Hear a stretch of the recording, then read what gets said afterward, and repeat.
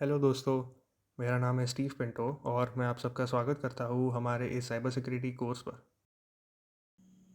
Hello दोस्तों, कैसे हो आप सब? Welcome back to another video. आज हम सीखेंगे बिजनेस इम्पैक्ट एनालिसिस के बारे में। अब तक हमने सीखा कि वल्नरेबिलिटीज़ को कैसे ढूंढते हैं और रिस्क कैसे निकालते हैं, लेकिन आज हम सिक्योरिटी का एक बहुत ही इंपॉर्टेंट बिजनेस एंगल देखने वाले हैं। बिजनेस इम्पैक्ट एनालिसिस मतलब BIA। आज का बड़ा सवाल ये नहीं है कि कौन सा सिस्टम डाउन है। आज का सवाल ये है, अगर हमारा क्रिटिकल कॉरपोरेट एसेट डाउन होता है तो कंपनी का हर 1 घंटे में कितना पैसा डूबेगा। आज के सेशन में हम MTD, RTO और RPO जैसे मैट्रिक्स को डीपली समझेंगे। एक लाइव आउटेज का लाइव कैलकुलेशन के साथ सिमुलेशन करेंगे और एंड में एक professional BIA tiering sheet ready करेंगे। So let's dive straight into it. तो सबसे पहले समझते हैं कि ये BIA आखिर में क्या होता है।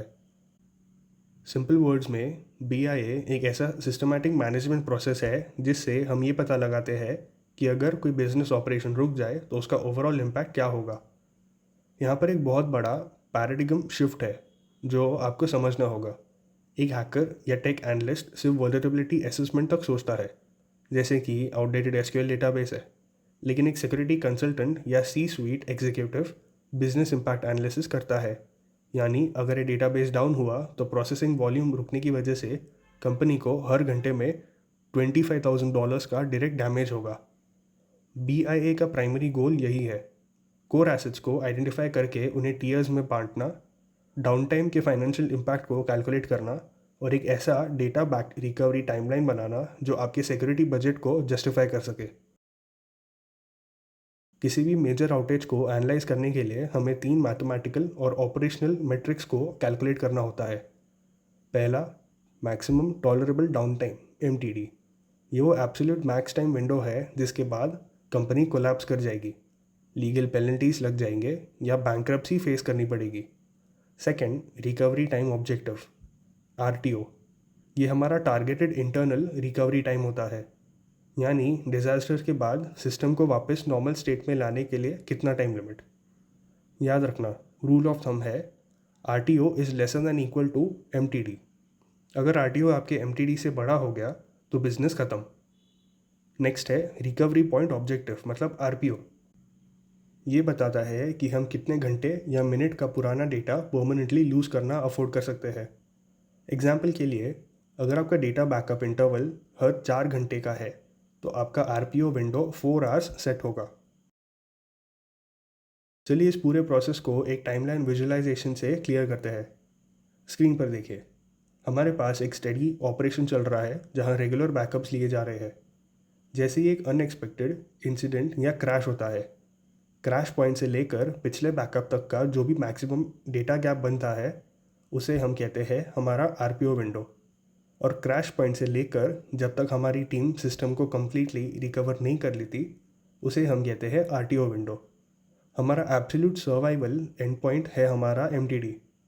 एज अ सिक्योरिटी एक्सपर्ट हमारा टारगेट हमेशा यही होना चाहिए कि actual restoration time comfortably RTO के अंदर फिट हो और बैकअप डेटा स्ट्रैटेजी हमारे RPO बाउंड्स को परफेक्टली क्लियर करे। चलिए अब डायरेक्ट स्क्रीन पर चलते हैं और इस एसेट डैमेज वर्कफ्लो का एक लाइव प्रैक्टिकल इवैल्यूएशन देखते हैं। मान लीजिए हम ऑडिट कर रहे हैं शॉप सिक्योर कॉरपोरेशन, जो अपने कोर ट्रांजैक्शनल API से एवरेज $18,000 पर आवर जनरेट करती है। सडनली डेटाबेस फेलियर की वजह से पेमेंट गेटवे का वैलिडेशन सीक्वेंस ब्रेकडाउन हो जाता है। अब इस फाइनेंशियल ड्रेन का इक्वेशन लाइव देखते हैं। L hourly equals to R lost plus L SLA plus C labour. यहाँ पर हमारा डायरेक्ट लॉस्ट रेवेन्यू मतलब R लॉस्ट है $18,000 per hour. Contractual SLA failure penalty मतलब L SLA लग रही है $2,000 पर आवर। और critical remediation handling engineering cost मतलब C लेबर है $1,500 पर आवर। इन सबको ऐड करें तो कंपनी का टोटल डायरेक्ट लॉस रेट निकल के आता है $21,500 पर आवर। टर्मिनल पर आप चलते हुए लॉस मीटर को लाइव बढ़ते हुए देख सकते हो, जो क्रिटिकल फाइनेंशियल ब्लीड को ब्रेक डाउन कर रहा है। जब लाइव लॉस नंबर सामने आते हैं तब बनती है एक professional business impact analyst sheet. ताकि हम एनालिस्ट को प्रायोरिटाइज कर सके। आप स्क्रीन पर क्लियर स्ट्रक्चर देख सकते हैं जहां एसेट्स को उनके फाइनेंशियल डैमेज और अपटाइम पैरामीटर्स के बेस पर अलग अलग क्रिटिकलिटी टीयर्स में डिवाइड किया गया है।